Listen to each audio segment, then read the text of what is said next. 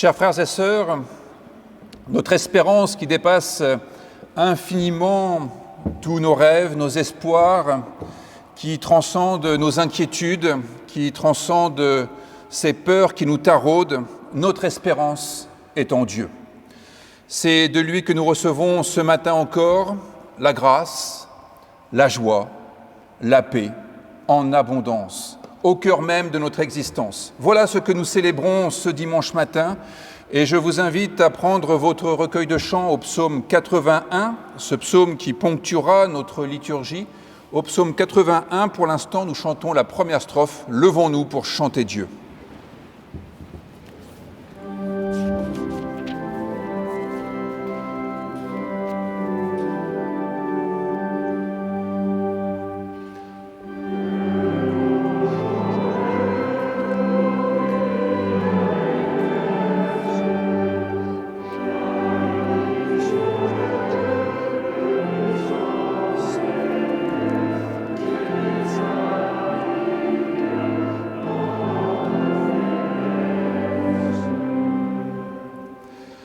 Éternel notre Dieu, c'est effectivement de toi que nous recevons l'espérance dans ce monde troublé, dans ces temps d'inquiétude et parfois d'épouvante. C'est de toi que nous recevons le secours au milieu des épreuves, au milieu des afflictions. C'est de toi que nous recevons l'amour au cœur des divisions, des situations d'indifférence ou d'hostilité, parce que tu es le Dieu qui aime. Tu es le Dieu qui aime inconditionnellement. Et tu es le Dieu qui donne à l'humanité les paroles nécessaires pour lutter, jour après jour, contre toutes les formes d'anéantissement. Alors nous te rendons grâce, nous te bénissons, Dieu notre Père. Amen.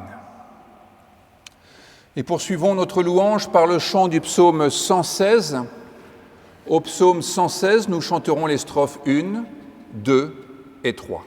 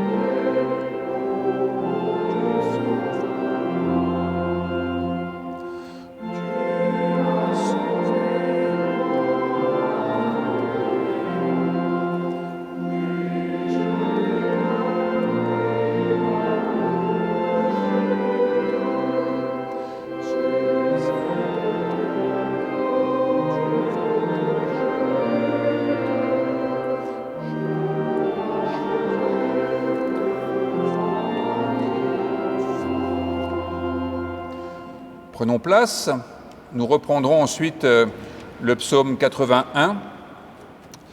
Et après avoir chanté cet amour de Dieu, nous pouvons nous recueillir dans la prière avec ce sentiment de confiance nécessaire pour nous exprimer en vérité et exprimer la vérité de notre existence, de notre condition.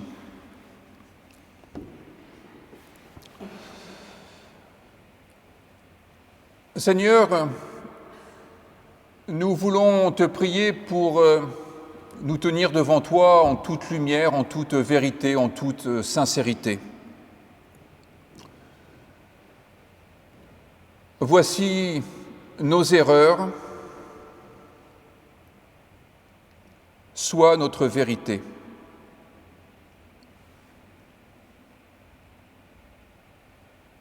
Voici nos errements,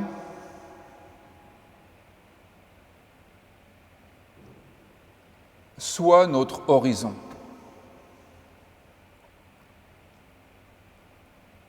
Voici notre faiblesse,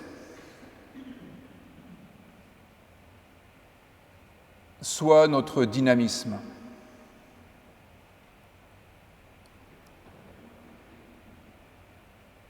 Voici notre péché,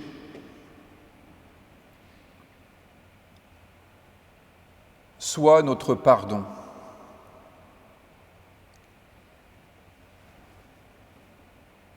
Voici notre angoisse,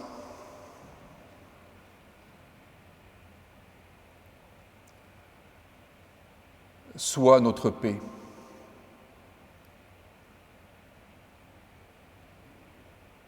Voici notre faim,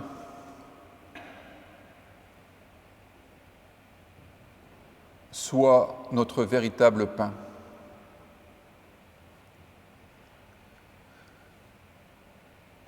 Voici notre orgueil, et sois notre humilité.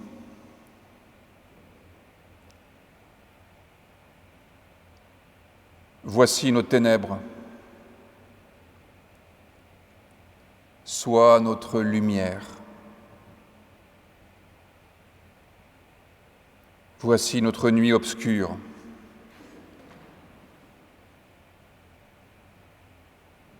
sois notre étoile. Nous t'en prions pour chacun de nous. Sois notre Sauveur pour l'éternité. Amen. Restons assis pour chanter la 3e strophe du psaume 81.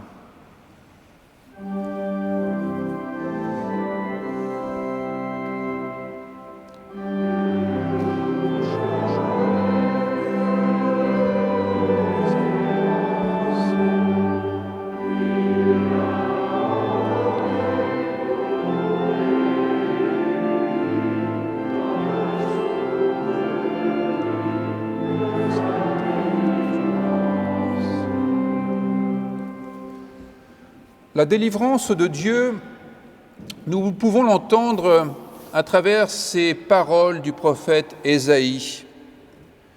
Ésaïe qui dit ceci au peuple: « Venez, dit le Seigneur, si votre péché est comme l'écarlate, il deviendra blanc comme la neige. S'il est rouge comme la pourpre, il deviendra comme la laine. » Voilà, frères et sœurs, des paroles qui disent que non seulement Dieu n'est pas indifférent à notre situation, mais qu'avec Dieu, et prier Dieu, change les choses, change notre regard sur le monde, parce que cela change notre conscience, cela change notre cœur, cela change le regard que nous portons sur nous-mêmes. Et nous pouvons passer de cette situation où nous ne nous voyons que comme pécheurs, ou limité, insuffisant, à une personne pardonnée, capable de certains accomplissements. Alors levons-nous pour chanter notre reconnaissance avec la 4e strophe du psaume 81.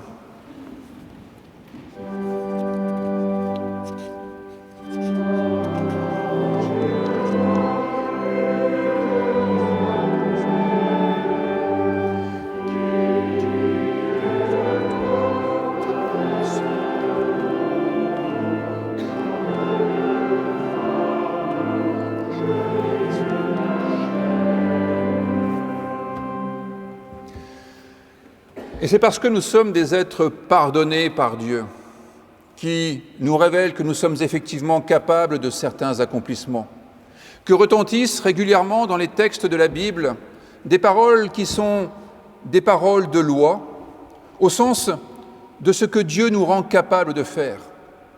Plutôt que de les prendre comme des paroles moralisatrices, entendons-les comme des promesses, comme des paroles qui nous ouvrent un horizon d'action et d'engagement.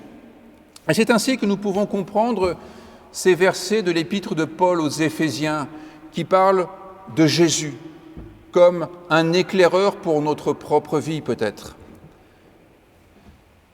L'apôtre dit ceci: « Ayez un même amour, un même cœur, recherchez l'unité, ne faites rien par rivalité, rien par vaine gloire, mais avec humilité. Considérez les autres comme supérieurs à vous. Que chacun ne regarde pas à soi seulement, mais aussi aux autres. Comportez-vous ainsi entre vous, comme on le fait en Jésus-Christ. » Et notre façon de répondre oui à ces paroles, c'est d'exprimer notre foi. Et ce matin, je vous propose de dire notre foi en ces termes. Nous croyons en Jésus le Christ, le Fils unique de Dieu, qui a été homme pour que nous ayons pardon, joie et salut. Par sa mort et sa résurrection, nous croyons qu'il nous a donné la victoire sur la mort et l'assurance de notre propre résurrection. Nous croyons qu'il viendra dans la puissance et la gloire, comme il est venu dans la faiblesse et l'humilité. Par lui, nous croyons en Dieu le Père, qui nous prend pour ses fils et ses filles et nous aime, comme il a aimé Jésus-Christ.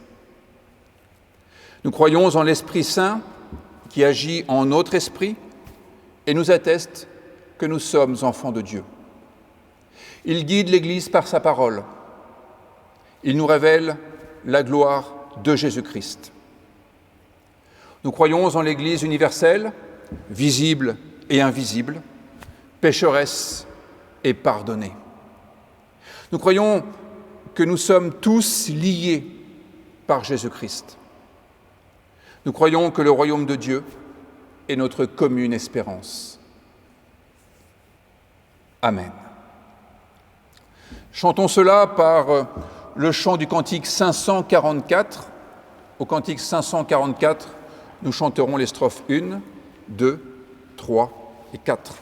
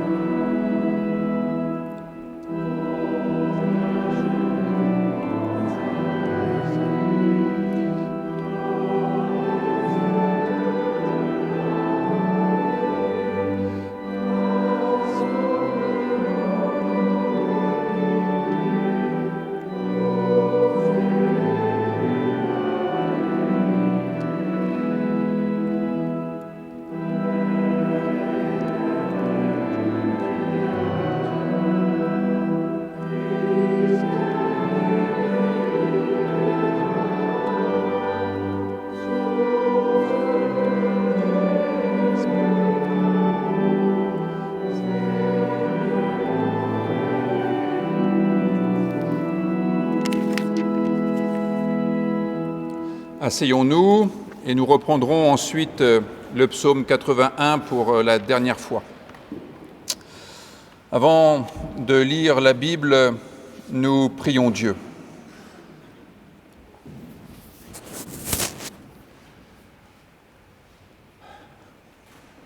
Dieu notre Père,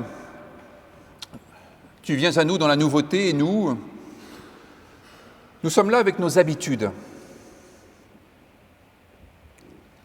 Tu viens vers nous dans la vérité et nous sommes pétris d'illusions, de fausses certitudes. Alors nous voulons nous ouvrir à toi, Seigneur, à ce chemin que tu nous ouvres. Il nous conduit vers toi pour vivre l'amour qui défie les siècles, qui défie nos enfermements, qui défie nos dogmatismes. Fais-nous maintenant la grâce de l'inattendu de ton évangile. Amen. C'est dans l'Épître aux Romains que je vous propose ce matin quelques versets. Au chapitre 8, je vais vous lire les versets 18 à 27. L'apôtre écrit ceci: « J'estime qu'il n'y a pas de commune mesure entre les souffrances du temps présent et la gloire à venir qui sera révélée pour nous. Aussi, la création attend-elle avec un ardent désir la révélation des fils de Dieu. Car la création a été soumise à la vanité, non de son gré, mais à cause de celui qui l'y a soumise, avec une espérance. Cette même création sera libérée de la servitude de la corruption pour avoir part à la liberté glorieuse des enfants de Dieu. Or, nous savons que jusqu'à ce jour, la création tout entière soupire et souffre les douleurs de l'enfantement. Bien plus, nous aussi, qui avons les prémices de l'Esprit, nous aussi, nous soupirons en nous-mêmes, en attendant l'adoption, la rédemption de notre corps, car c'est en espérance que nous avons été sauvés. Or, l'espérance qu'on voit n'est plus l'espérance. Ce qu'on voit, peut-on l'espérer encore? Mais si nous espérons ce que nous ne voyons pas, nous l'attendons avec persévérance. De même aussi, l'Esprit vient au secours de notre faiblesse, car nous ne savons pas ce qu'il convient de demander dans nos prières. Mais l'Esprit lui-même intercède par des soupirs inexprimables. Et celui qui sonde les cœurs connaît quelle est l'intention de l'Esprit. C'est, selon Dieu, qu'il intercède en faveur des saints. Seigneur, ta grâce est pour nous semence de vérité, alors de grâce, sanctifie-nous par ta vérité. Amen. Quant à nous, chantons la 7e strophe du psaume 81.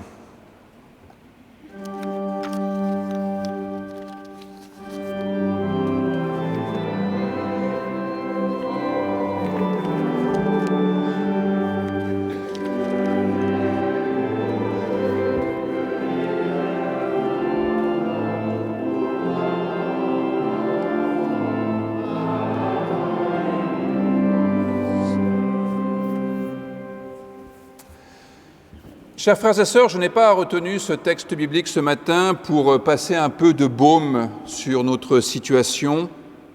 Ce n'est pas parce qu'il y a effectivement cette idée selon laquelle il n'y a aucune commune mesure entre la souffrance du temps présent et la gloire à venir. Vous voyez, ce serait un peu une sorte d'opium du peuple, cela.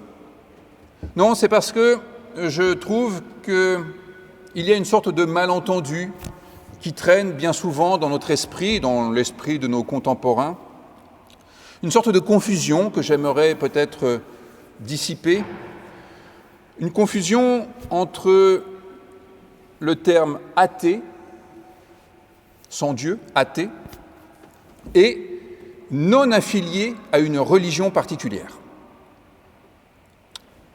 Or, il me semble qu'il est non seulement possible d'être croyant sans être affilié à une religion particulière, mais qu'il est aussi tout à fait possible d'être le membre d'une communauté religieuse sans être en vérité vraiment croyant. Il est possible d'être croyant sans être affilié à une religion particulière parce que Dieu est infiniment supérieur à toutes les religions. De même qu'il est possible d'adhérer à une communauté religieuse et de participer à ses activités avec sincérité, tout en étant véritablement athée, parce que la religion est d'abord un espace de socialisation. Être athée, ce n'est pas être en dehors de l'Église ou lui être hostile. De même qu'être croyant, ce n'est pas être membre d'une Église, par exemple. Et c'est cela que j'aimerais examiner avec vous à partir de la réflexion de l'apôtre Paul et en explorant 3 aspects de notre vie. L'identité personnelle, ce qu'on appelle en religion la sainteté, et puis la prière. Notre identité individuelle, est le premier aspect sur lequel nous pouvons distinguer une perspective athée d'une perspective que j'appellerais christique, c'est-à-dire qui sera faire au Christ, Dieu, incarné concrètement dans l'histoire humaine, donc en nous par exemple. Ce que l'identité athée récuse, c'est que Dieu prenne une part dans notre identité, puisque Dieu ne fait partie d'aucune équation humaine. Et de ce fait, l'identité athée ne se fonde pas dans l'altérité, mais dans la similarité. Si Dieu désigne l'altérité, refuser Dieu, c'est refuser l'altérité. Il nous reste donc la similarité. Cela signifie que sur le plan de l'identité, nous sommes la suite logique de nos parents, la suite quasiment au sens mathématique du terme, qu'elle soit géométrique ou arithmétique. On peut prédire quel sera l'élément suivant de la suite. Aucune inconnue, aucune indétermination. Nous sommes dans la similitude.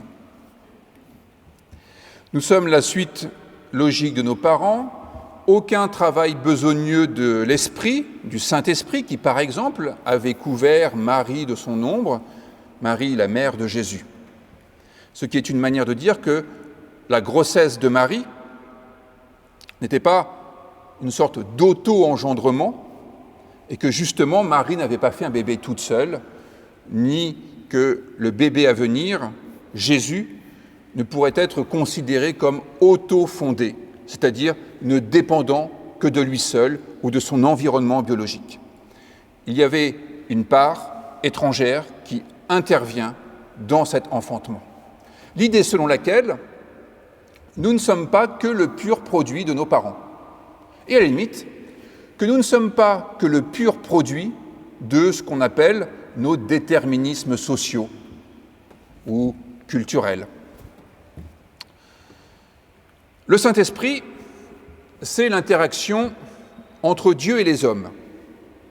C'est tout ce qui, dans notre vie, est une relation interpersonnelle entre des êtres différents qui s'engagent de tout leur être dans une relation qu'ils tissent patiemment et qui conservent les fils de chaque membre qui vient constituer le tissu final. Et donc, le tissu final n'est pas simplement l'addition de tous les fils, parce que, en se conjuguant, tous ces fils forment un quelque chose qui n'aurait jamais existé par la seule juxtaposition de tous. Autrement dit, pour le dire de façon un peu mathématique, 1 plus 1 est supérieur à 2. C'est ça la théologie.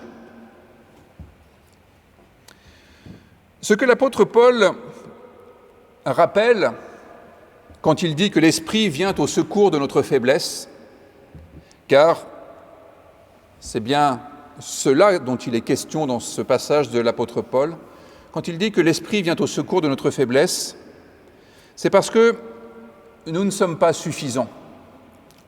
Nous ne nous suffisons pas pour être bien vivants, ni pour savoir ce qu'il y a de meilleur pour nous. Raison pour laquelle l'apôtre Paul continue en disant que nous ne savons pas ce qu'il convient de demander dans nos prières. Seuls, nous sommes ignares, pas de science infuse. Et nous sommes bien inférieurs en humanité à ce que nous pouvons être lorsque nous sommes ouverts à ce que Dieu désigne. Et c'est ce que nous avons entendu dans l'Épître aux Philippiens, lorsque l'apôtre Paul nous disait « Considère l'autre comme infiniment supérieur à toi-même ». Non pas par modestie, non pas pour se flageller, non pas pour considérer que nous sommes vraiment nuls comparés aux autres, mais pour prendre conscience que l'autre est un véritable vecteur d'enrichissement pour nous. Et que c'est le regard de l'autre qui nous permet de faire grandir notre humanité personnelle. Nous le voyons bien dès le début de la Bible, dans le livre de la Genèse, avec cet épisode formidablement intéressant qui met en scène Caïn et Abel. Caïn ne supporte pas que Dieu ait porté un regard favorable sur l'offrande d'Abel. Et comme il n'a pas les mots pour dire sa colère, il le tue. Et il est comme accablé. Et il ne regarde plus que lui-même. Et Dieu intervient pour lui dire « Mais pourquoi es-tu irrité comme cela? Pourquoi es-tu accablé ?» Caïn qui est en train de se refermer sur lui-même, qui est en train de se recentrer sur lui-même, et qui du coup ne voit plus personne d'autre que lui-même. Et ce que Dieu fait, ce n'est pas de le punir, ce n'est pas de le condamner aux gémonies, de l'envoyer en enfer, c'est de lui dire « Je vais relever ton visage ». Car c'est en relevant le visage de celui qui se sent coupable, et qui l'est bien souvent, ou de celui qui se sent avec un mal-être profond, c'est en relevant son visage qu'il est en mesure de voir le visage du frère, de la sœur, et de pouvoir regagner en humanité, en estime de soi, pour autant que le regard de l'autre soit un peu aimant. Mais c'est la raison pour laquelle nous avons tout intérêt à nous regarder mutuellement comme infiniment supérieurs les uns les autres. Se priver de Dieu, être sans Dieu, être athée, c'est se satisfaire de ce qu'on est. C'est finalement retirer l'altérité de notre équation personnelle. Et c'est considérer que l'homme est la mesure de l'homme. L'identité christique, elle, nous fait passer de métamorphose en métamorphose. Elle nous accueille avec notre constitution biologique. Nous sommes des êtres biologiques. En grec, c'est le bios. Et bien souvent, il est question du bios dans les textes bibliques. Puis, elle donne du mouvement à notre vie. Et nous devenons un être ayant une vie animée, Zoé. Et bien souvent, il est question de Zoé dans les textes de la Bible. Mais ça ne s'arrête pas là. Nous sommes en mesure de découvrir une autre dimension. Fils et filles de Dieu, comme au verset 21. C'est une dimension supplémentaire de notre vie. Nous ne sommes pas que des êtres biologiques, nous ne sommes pas que des êtres animés, nous sommes aussi des êtres tendus vers autrui, vers un idéal de vie.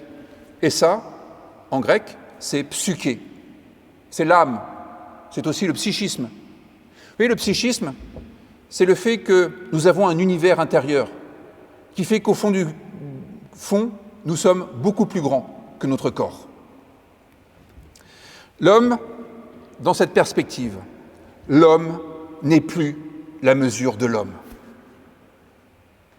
Et vous voyez combien il y a de gens, hors des religions, qui ont bien conscience que notre identité est bien plus grande que notre corps physique. Et il n'est pas rare que dans nos assemblées, il y ait des personnes qui considèrent que tout se résume à ce corps et que tout doit être considéré en fonction de notre plaisir personnel. Je dirais une vision un peu hédoniste, étroite. L'hédonisme n'est pas à rejeter, sauf quand l'hédonisme est frappé de l'égocentrisme. Le plaisir n'est pas à rejeter, sauf quand il est le seul critère pour qualifier une vie bonne, et en l'occurrence notre bon plaisir. Le plaisir de l'autre, s'il contribue à notre plaisir. Ça, c'est quelque chose qui n'est pas du tout dans la perspective christique. Et cela me conduit au deuxième point, celui de la sainteté. La gloire aussi, dont il est question dans ce passage biblique. La sainteté, on peut dire que c'est ce que vise la vie chrétienne. Mais encore faut-il s'entendre sur ce qu'est la sainteté et la gloire, car c'est là qu'il y a souvent de graves malentendus. La sainteté, malheureusement, se mesure souvent par la quantité et par l'extériorité. Il y a une sainteté qu'on essaie d'obtenir à grand renfort d'actes méritoires, d'engagements bénévoles et d'œuvres par lesquelles on espère bien attirer l'attention sur soi. L'attention de Dieu peut-être, plus sûrement l'attention des autres. Et c'est le cas de tous ces hypocrites dont parle Jésus dans l'évangile de Matthieu, qui prient debout dans les synagogues, peut-être qui font des gestes un peu exubérants, et qui se tiennent aussi debout au coin des rues pour se faire voir des hommes. L'admiration des autres est alors la récompense qu'ils obtiennent, dixit Jésus. Mais est-ce cela la sainteté ? Est-ce la sainteté que Jésus a incarnée en se dépouillant de lui-même et en prenant la condition de serviteur, comme on le lit dans l'Épître aux Philippiens par ailleurs ? La sainteté qui est recherchée sans passer par Dieu, la recherche de sainteté sans Dieu, autrement dit athée, c'est souvent la recherche de la gloire au sens du scintillement aux yeux de nos contemporains. Et cela n'a rien de commun avec ce qui caractérise la gloire de Dieu, qui est caractérisée par la gratuité et par l'universalité. La recherche de sainteté intéressée par la gloire qu'on tirera et dont le bénéfice sera pour notre seule pomme, ce n'est pas véritablement la perspective christique. C'est plutôt un calcul narcissique, fondé sur la logique du donnant-donnant, au lieu d'une logique christique qui est fondée sur la logique du don, de la grâce. La gloire à venir dont parle l'apôtre Paul ne doit rien à nos gesticulations, mais tout à notre ouverture d'esprit, à notre humilité, à notre disponibilité vis-à-vis de ce qui vient et qui ne dépend pas de nous seulement. Le fait même que ce soit l'espérance qui nous guide vers cette gloire à venir, l'espérance dont Paul précise qu'elle ne concerne jamais des choses que nous voyons, sans quoi ce n'est plus d'espérance dont il est question. Eh bien, cela montre bien que la gloire à venir n'est pas celle que nous aurons essayé de produire par nos propres forces, par nos stratégies personnelles, sans quoi nous l'aurions déjà sous les yeux. Ce serait quelque chose que nous maîtriserions et qui ne serait qu'une production personnelle, quelque chose à notre mesure. La gloire à venir nous est étrangère. Elle n'est pas notre production, même collectivement, même en Église. Nous ne pouvons pas nous en vanter. Nous ne pouvons pas nous en enorgueillir. Nous n'y sommes pour rien, en fait. La gloire qui vient, c'est Dieu lui-même, présent dans notre vie, à l'œuvre dans notre histoire, par sa seule initiative et non la nôtre. Vous savez, cela reprend un peu ce petit passage qui est coincé juste après les 10 paroles dans le livre de l'Exode, au chapitre 20. Cette loi sur l'autel que nous ne lisons jamais parce qu'on n'a pas d'autel, nous, en protestantisme. Alors on dit que ça ne nous concerne pas. Mais c'est intéressant parce que cette loi sur l'autel où avait lieu le sacrifice précise que Ce n'est pas le prêtre qui invoque le nom du Seigneur pour que Dieu soit présent. Ce texte dit que c'est Dieu lui-même qui invoque son nom et qui se rend présent, indépendamment de nos supplications et donc de nos gesticulations. La gloire qui vient, c'est Dieu lui-même présent dans notre vie à son initiative. Dieu, à l'œuvre dans notre histoire, en mesure d'opérer la rédemption de notre corps, de notre vie, c'est-à-dire la remise sur pied de notre existence chancelante, pas souvent très glorieuse, justement au sens de pas très ouverte sur Dieu, parce que nous ne comptons que trop souvent sur nous-mêmes. La sainteté christique consiste justement à abandonner toute quête de gloire. La sainteté christique consiste à abandonner le projet de vouloir sauver soi-même sa vie, car selon la prédication de Jésus, celui qui voudra sauver sa vie la perdra. Mais, ajoute-t-il, qui la perdra à cause de Jésus la trouvera. Par conséquent, ce n'est pas à un activisme que nous sommes appelés. Ce n'est pas à un activisme que nous conduit la vie chrétienne, ni d'ailleurs à une éthique, encore moins une morale, mais à une attente. C'est le terme employé par l'apôtre Paul. Et une attente persévérante, précise-t-il un peu plus loin. Autrement dit, une attente faite d'endurance. Mais pas une attente passive, pas attendre que les choses tombent tout cuites dans notre assiette. C'est une attente pleine de désir. C'est une attente attentive, prête à saisir le moment opportun où de la grâce est disponible pour nous. Une attente qui repère les signes de la venue du royaume de Dieu dans notre vie et qui encourage tout ce qui va dans le sens de ces contractions qui permettront l'accouchement du ciel nouveau et de la terre nouvelle qui nous sont promis. Je ne suis pas un grand spécialiste en obstétrique, mais après 3 grossesses, je sais à quel point il ne faut pas retenir les contractions. Sinon, ça fait mal et ça ne marche pas. Il faut s'ouvrir à ces contractions qui font tout le travail nécessaire pour l'ouverture du col de l'utérus et pour la libération de cet univers à venir qu'est l'enfant. Quelle belle métaphore quand on y pense. Nous qui sommes si souvent arc-boutés sur une vision rétrograde de l'Église ou conservatrice de la vie. Nous voulons conserver la vie comme, là aussi c'est une expérience personnelle, ces futures mères qui, quelques heures avant l'accouchement, disent « Non, je ne veux plus accoucher. Je le garde pour moi en quelque sorte. » L'apôtre Paul a tellement vu juste dans cette métaphore des contractions de l'accouchement.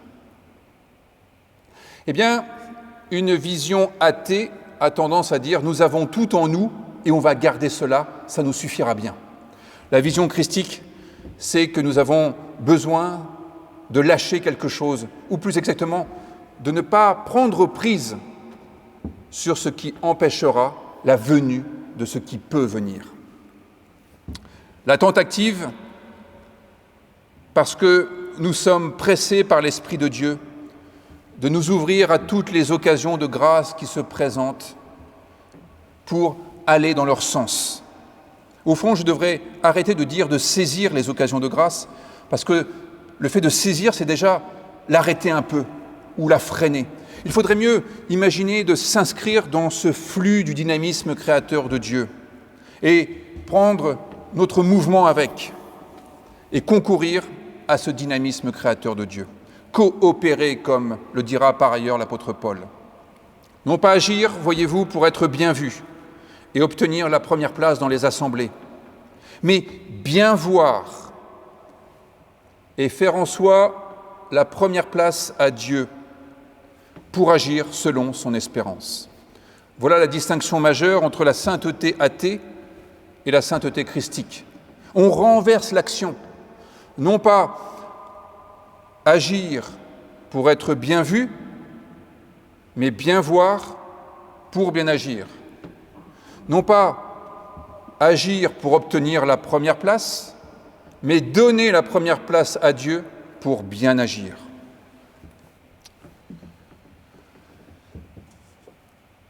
J'aimerais, pour ce troisième point que je vais aborder, la question de la prière, tout d'abord présenter éventuellement mes excuses si, en dépit des quelques mots introductifs que j'ai prononcés pour montrer la ligne de partage entre athéisme et, disons, le fidéisme, ce qui relève de la foi, j'ai pu laisser imaginer que la différence ne se joue pas vraiment entre ceux qui sont affiliés à une religion et ceux qui ne le sont pas. Ou plus exactement, que j'aurais entretenu cette confusion entre l'athéisme et le fait d'être affilié ou non à une religion. Alors, pour lever ce malentendu, la question de la prière va nous permettre de bien considérer que l'athéisme est une attitude bien présente dans l'Église, par exemple, et par contre-coup, nous pourrons en déduire que le fidéisme n'est pas absent en dehors des institutions ecclésiales, y compris chez ceux qui revendiquent ostensiblement un athéisme militant et qui sont finalement, bien souvent, quand on discute avec eux, athées des mêmes divinités que nous, c'est-à-dire athées des idoles que certains vénèrent et qui sont pour nous aussi des épouvantails. Bien souvent, lorsque nous discutons honnêtement avec des personnes qui se revendiquent athées, nous constatons que ce qu'elles détestent dans la religion, c'est aussi ce que nous détestons depuis la Réforme. Et les images épouvantables de Dieu qu'elles ont dans la tête sont justement des images que depuis la Réforme, nous rejetons au loin comme inadaptées et inappropriées à ce que le Christ Jésus révèle de Dieu. Alors, pour dire cela d'une manière un peu trop tranchée pour être juste, je dirais qu'au sujet de la prière, la différence se joue de la manière suivante. La prière athée demande, la prière christique écoute. Ne retenez que cela de ce matin, après tout, ça pourrait bien suffire. La prière athée demande à Dieu de faire ce que les hommes devraient faire. La prière athée demande des miracles pour la paix au Moyen-Orient, ce qui laisse entendre que Dieu pourrait établir la paix au Moyen-Orient, mais qu'il ne le fait pas. Autrement dit, qu'il est le véritable coupable des massacres, des injustices diverses, puisqu'on lui demande d'intervenir enfin pour que le malheur cesse. Quand on y pense, les prières de demande qui adressent à Dieu la liste de nos envies, aussi justes soient nos envies, renvoient à Dieu la responsabilité du malheur des hommes, alors que les véritables coupables, c'est nous, qui ne vivons pas selon la liberté des enfants de Dieu, ces enfants qui développent leur existence avec un sens aigu de la responsabilité, car c'est la vie de leurs frères, de leurs sœurs et leur propre vie qui est à chaque fois en jeu. Au fond, la prière athée, c'est la prière qui considère que Dieu est un obstacle au bonheur et qu'il faut donc convaincre Dieu de devenir bon, enfin. Comme le disait Pierre-Joseph Proudhon, l'homme devient athée lorsqu'il se sent meilleur que son Dieu. Eh bien, force est de constater que bien des prières, y compris les miennes, sont athées. Ces prières par lesquelles nous disons à Dieu qu'il serait temps d'être juste, qu'il serait temps d'être miséricordieux, qu'il serait temps d'être généreux.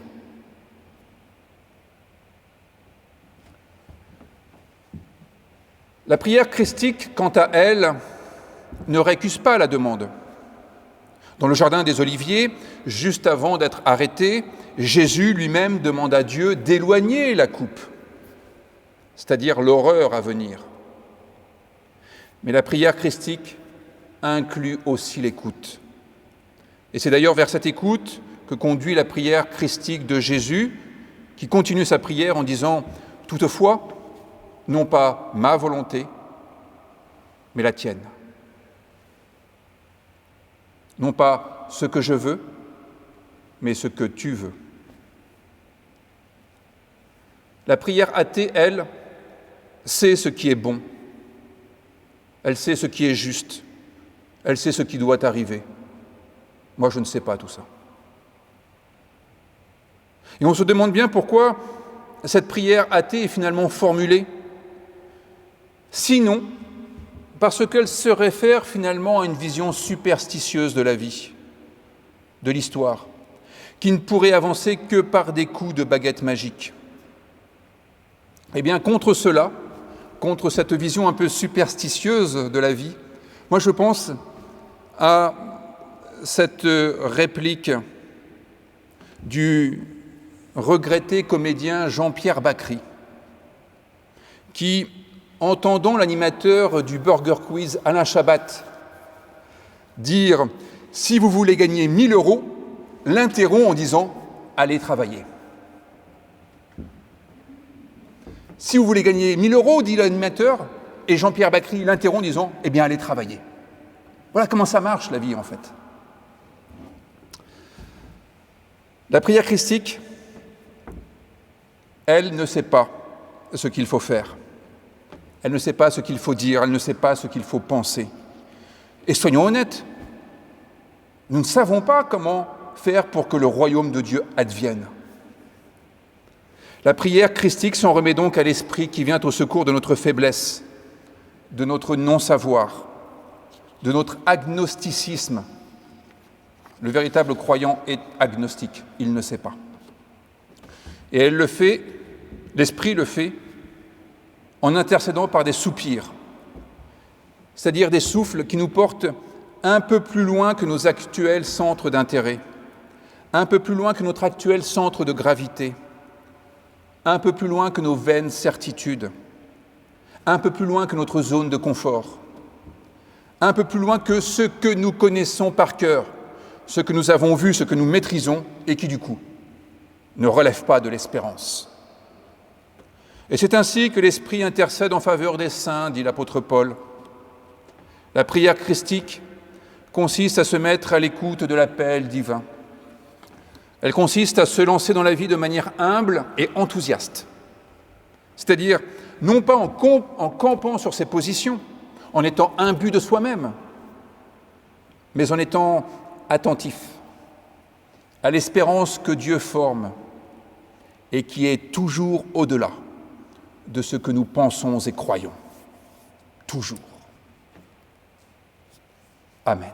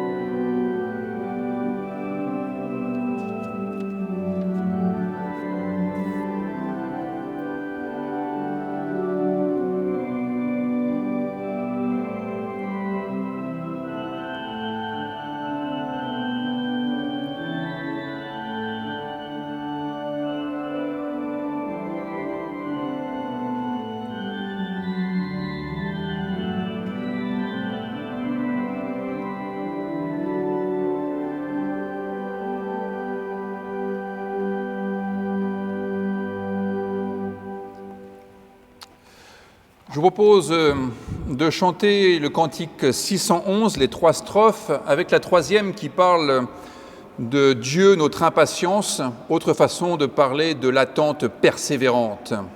Levons-nous pour chanter ces 3 strophes du cantique 611.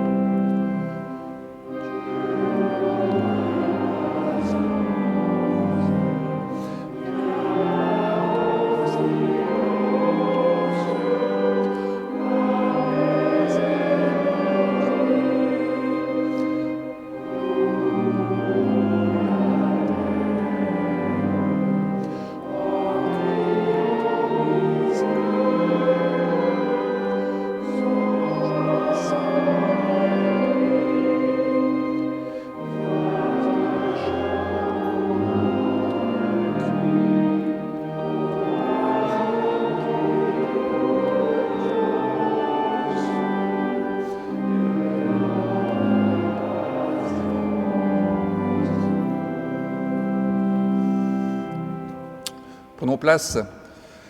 Je serais presque tenté de recommencer une autre prédication, mais je voudrais juste pointer dans la 2e strophe ces 3 versets qui me semblent tellement décisifs. « Mon orgueil redoute de laisser ta route traverser ma nuit. » Je crois que c'est ça tout le sens de la spiritualité chrétienne. Vous voyez, on dit souvent il faut lâcher prise. Pas sûr que ce soit bien ça. Par contre, il ne faut pas que notre orgueil ait prise sur nous. Et au fond, toute la difficulté, c'est de ne pas se faire prendre par l'orgueil et d'accepter que la route de Dieu nous conduise vers un au-delà de ce qui nous fait mal. Vous savez, des fois, on est tellement familier de ce qui nous fait mal qu'on n'a pas envie de s'en défaire. On est finalement habitué à nos mauvais moments, à nos moments un peu de déprime. Bien, toute la difficulté, c'est d'accepter cette altérité. Bien. De l'altérité, il peut en être question de bien des manières différentes. Et puisque c'est le temps des annonces, une petite annonce. Il y a une institution à Montpellier qui nous tient à cœur, c'est le foyer des jeunes travailleurs. Il y a ici des personnes qui ont été engagées, qui le sont encore, dans cet multi-espace qui offre aux jeunes travailleurs et aux jeunes de façon générale qui sont un peu perdus ou en état de nécessité, les moyens nécessaires pour reprendre de pied dans leur vie et de pouvoir devenir des adultes majeurs au sens kantien du terme, c'est-à-dire capables de faire leurs propres choix. Il y a pour cela notamment du soutien par rapport à l'acquisition de la langue française. Les conditions sanitaires actuelles font que bien des personnes engagées dans cela et qui sont d'un âge tout à fait respectable préfèrent s'abstenir pour se préserver d'un risque de contamination. Cela signifie que nous avons besoin de nouveaux bénévoles pour l'apprentissage et le soutien de l'acquisition de la langue française pour ces jeunes qui ont évidemment besoin avant toute chose de bien se faire comprendre et plus encore de bien comprendre ce qu'on leur dit. Sinon, on est perdu dans la vie. Donc peut-être que le plus simple est de s'adresser aux personnes qui sont engagées dans le foyer des jeunes travailleurs. Il y a Eva, il y a Hélène, peut-être qu'il y en a-t-il d'autres, on peut aussi s'adresser à moi. Si vous souhaitez, ça se passe à la résidence Occitanie en particulier. Tous détails vous seront donnés par nous-mêmes. C'est vraiment un engagement extrêmement précieux et urgent en fait. Voilà, il y a d'autres façons de rendre service. N'hésitez pas à me demander ou à me dire que vous êtes disponible. On trouvera de quoi vous embaucher. Nos activités sont toujours un peu en suspens en dehors de notre culte dominical, dont rendez-vous ici même dimanche prochain à 10h30. Pour l'heure, c'est maintenant le moment de l'offrande. Eh bien, c'est l'occasion pour nous d'avoir aussi un geste de gratitude qui permet de prendre conscience que l'Église a aussi besoin de nous, car il n'y a pas de coup de baguette magique qui font que l'Église se tient là, sur la terre des vivants, pour assumer ses responsabilités.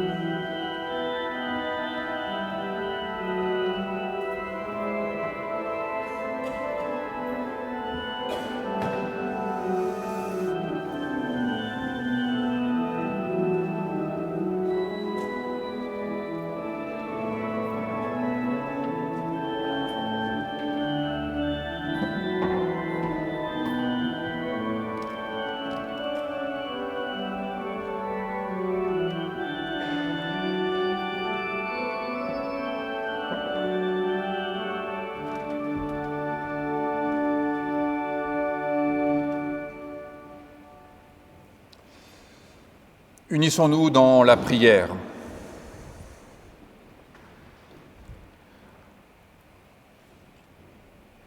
Éternel notre Dieu, nous ne savons pas que te demander, que dire dans notre prière. Alors viens toi-même au secours de notre faiblesse. Et nous commençons par prendre le temps d'un silence religieux, au sens de cette religion qui est une relecture de notre vie. Le temps du silence religieux pour relire dans notre vie les signes de ta grâce, les signes annonciateurs de ton règne, pour que nous ayons à cœur de tendre vers ce règne qui surgit.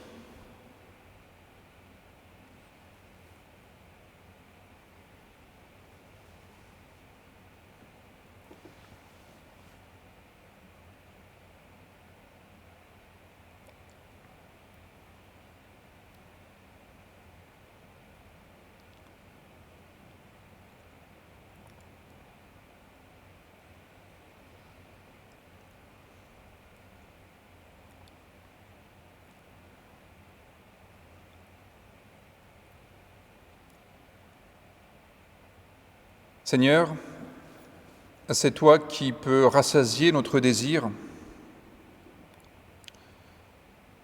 Que cela nous inspire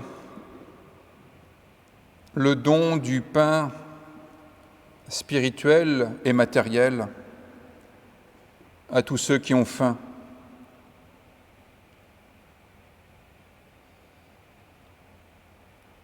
Seigneur, tu es notre puissance, notre dynamisme.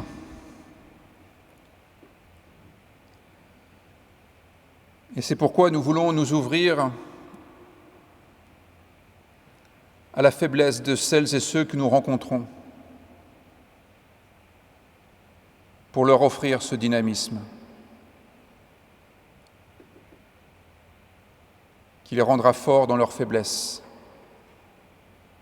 toi dont la grâce suffit.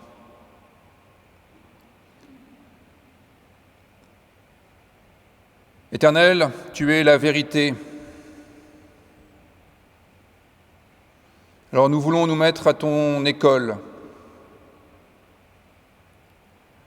pour susciter le goût de la vérité chez celles et ceux qui se contentent des illusions, des rumeurs, des inepties.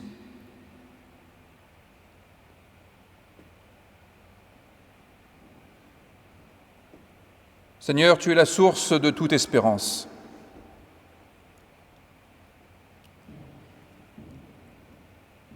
Alors nous essayons et nous voulons essayer de ne pas donner prise à nos seules constructions, nos seules idéologies,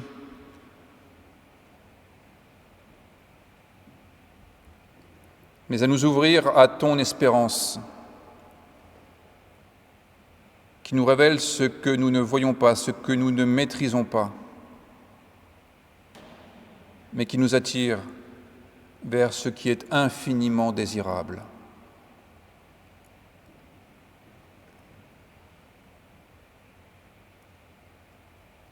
Seigneur, tu es l'amour.